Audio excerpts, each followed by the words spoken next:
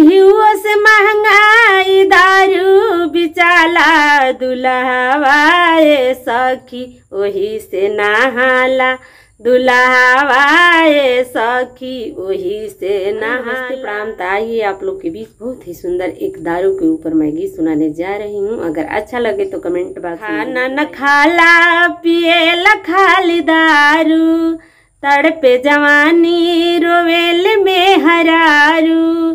खाना न खाला पिए ला खाली दारू तड़पे जवानी रोवेल में हरारू।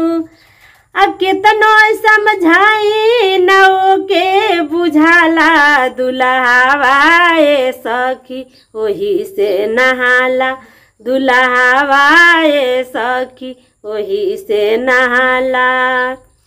घियो से महंगाई दारू बिचाला दुल्हवा ए सखी वही से नहाला दुल्हवा ए सखी वही से नहाला।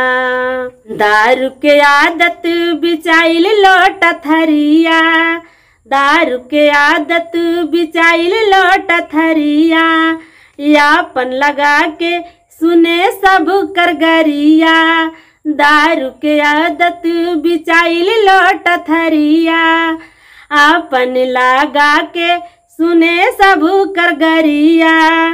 लात मुक्का अरे लात मुक्का रैया में लोगवा के खाला दुल्हवा ए सखी वही से नहाला दुल्हवा ए सखी वही से नहाला।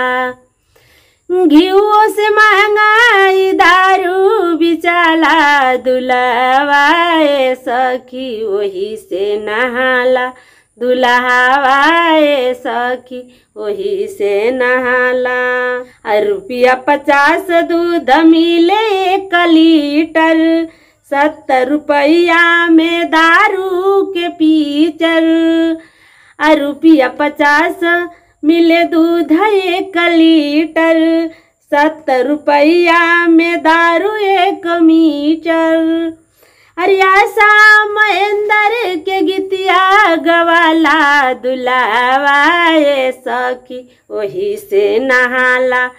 घियो से महंगाई दारू बिचाला दुल्हवा ए सखी वही से नहाला दुल्हवा ए सखी वही से नहाला। सभी लोग से रिक्वेस्ट है कि दारू न पिए।